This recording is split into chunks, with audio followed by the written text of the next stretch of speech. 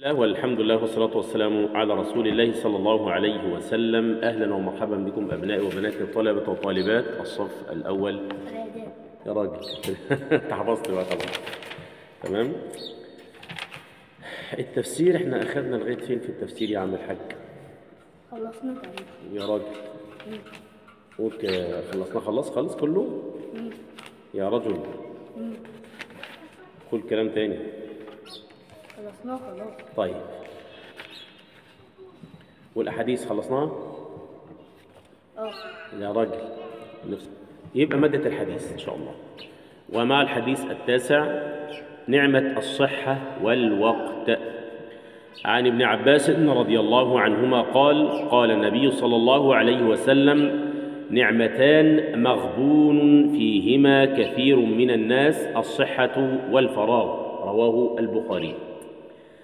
هو أبو العباس عبد الله بن العباس بن عبد المطلب بن هاشم القرشي، يبقى ابن عم رسول الله صلى الله عليه وسلم، ابن العباس.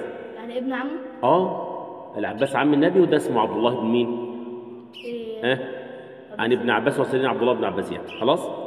كان يسمى بالبحر والحبر لكثرة علمه، كان عالم كبير جدا للمسلمين، دعا لهم النبي صلى الله عليه وسلم بالعلم والفهم، وكان من المكثرين من أحاديث رسول الله، يعني كان يحفظ أحاديث كثيرة من أحاديث رسول الله صلى الله عليه وسلم.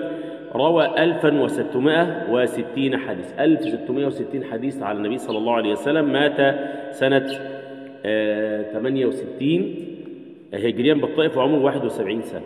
مات عنده كم سنة؟ يعني أيام الرسول مات؟ طبعا. يعني مات قبل ب4 سنين. مين قبل مين؟ يعني هو البخاري ده مات قبل بعد الرسول. البخاري مين؟ انت بتقول يا عمر انت صحيت؟ انا بقول لك ابن عباس. ابن عباس ده مات سنة 71 هجرية. 71 طبعا بعد النبي كتير جدا. خلاص، يعني كان صحابي وكان عاش فترة بعد النبي صلى الله عليه وسلم. نعمتان أي مثنى نعمة، يعني نعمة ونعمة، نعمتان. ماشي. مغبون في النعمتين كناية عن الخسران، يعني خسران، يعني لعدم الاستفادة منه. الصحة القوة في البدن، وانت صغير شباب تقدر تقوم وتجري وتروح وتيجي، ولكن تكبر يا ركبي، يا رجلي، يا ظهري، يا مش عارف ايه. فانت معاك وقت ومعاك صحة، فتقدر تستثمرها كويس جدا في الطاعة. لكن بعد كده تقول يا ليت الشباب يعود يوم، يا ريتني كنت اقدر اقوم اصلي واروح واجي واعمل. لكن ده خلاص السن ليه احكامه، فخلاص بتوصل سن معين ما تقدرش تعمل كل الحاجات دي. طبعا رأس مال الإنسان الصحة والفراغ. الصحة بما ينبغي أن يستفاد من الصحة، يستفاد بها في الخير، ما استعرضش على خلق الله واعمل فيها سيد عجلة وعلي مطوة بقى وعايز ايه ومش عارف ايه والكلام بتاع موتى عبد موتى فندي والاشكال دي. لا، استغلها في الخير، استغلها في الصلاح، في اصلاح المجتمع، في مساعدة المساكين، في السعي على الرزق الحلال. ما اشتغلهاش في حاجة مش كويسة. يبين النبي صلى الله عليه وسلم أن كثيرا من الناس لا يعرفون قدر هاتين النعمتين، الصحة والفراغ. ليه؟ فلا يكاد يشعر بالصحة إلا من فقدها، اللي عنده غسيل كلى، واللي عنده مش عارف إيه، واللي عنده سكر، واللي عنده الكبد، واللي عنده يقول لك مش قادر، مش عارف إيه. سبحان الله. وتجده كان متجبر وطاغي وشديد وقوي وعمال يطيح في الناس. سبحان الله، ربنا يبتليه بشوية مرض يقعد يتهدى في الأرض ما يقدرش يعمل حاجة. سبحان الله العظيم. فلو كان استفاد بوقته ده وصحته ده وفي شبابه في الخير، كان ربنا هيرزقه بقى عوض عن هذا الامر في حياته لغايه ما يموت. في ناس تقعد يعني كده تؤدي للخير والعمل الصالح لغايه ما تموت. سبحان الله. ماشي يا جميل. طيب هنا اصبح مريض، ما خلاص مش قادر، والوقت خلاص ما فيش فيه الوقت ضيعه كله في كلام فارغ وكلام قله ادب، والصحه ضيعها في كلام فارغ مش حاجه مصلحه، وكده يبقى خسر الاثنين. طب ايه الجمع بين النعمتين دول؟ لان الانسان قد يكون صحيحا ولا يكون متفرغا. ممكن واحد سليم بس ما عندوش وقت، وممكن واحد عنده وقت بس مريض. واخد بال حضرتك؟ وقد يكون متفرغا من الشواغل ولا يكون صحيحا. فاذا اجتمع العبد فاز بحاجتين، اهم حاجه الصحه، عنده الصحه كويس وعنده وقت يعمل اللي هو عايزه، فدول اهم نعمتين. لكن واحد عنده صحه جامده جدا بس ما عندوش وقت يعمل حاجه، واحد عنده وقت كبير جدا بس مريض، وده يبقى اتعذب عذاب اليم، هو مش عارف يعمل حاجه، نايم جسمه على الارض نايم، فده يحس بزهق وملل وتعب في جسمه كله.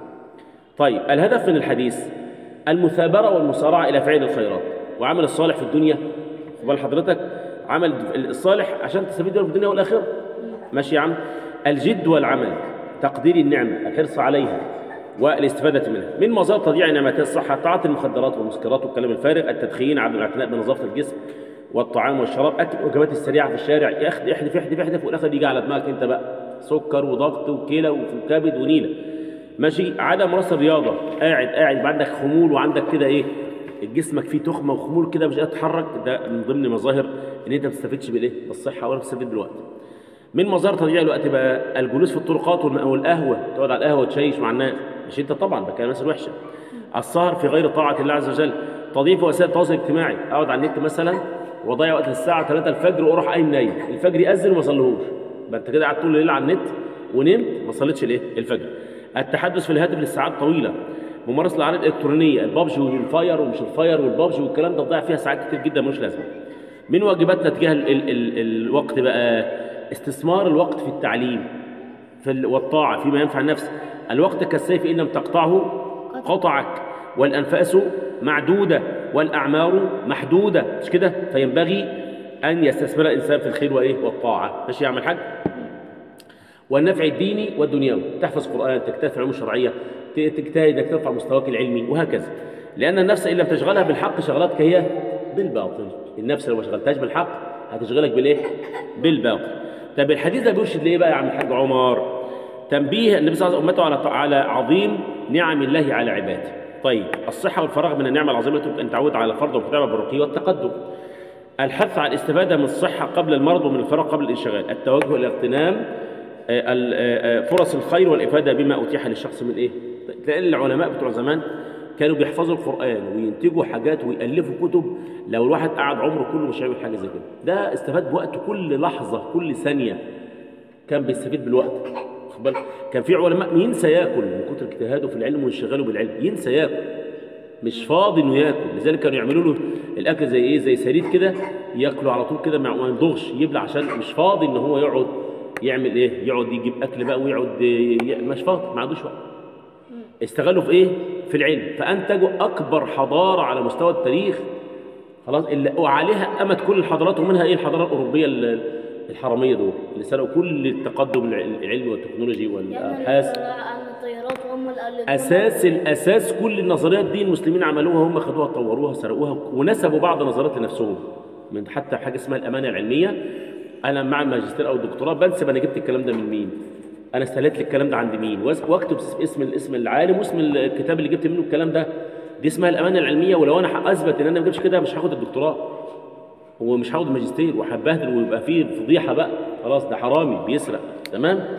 فبالتالي هم بقى علمائهم سرقوا الكلام ده ونسبوه ليهم، وفي علماء تاني محققين اجانب طلعوا كذبوهم وقالوا الكلام ده ورد قبل ما انتوا تخترعوا الكلام ده بمئات السنين، والوضع كذا كذا كذا. فاهم حاجه؟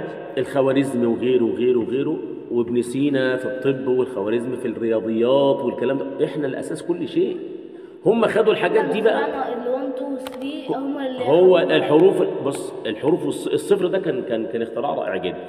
اختراع الصفر والالف 1 2 3 4 5 واختراع الحروف نفسها والكلام ده كله كان صيحه في العلم.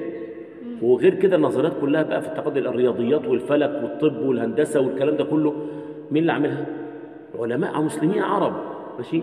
هم خدوا بقى الحاجات دي بعد ما انهدار او انحطاط الحضاره الاسلاميه وقعت خلاص، هم استغلوا الكلام ده وزودوا عليه ونسبوا اساسيات الكلام ده لنفسهم. ماشي يا عم؟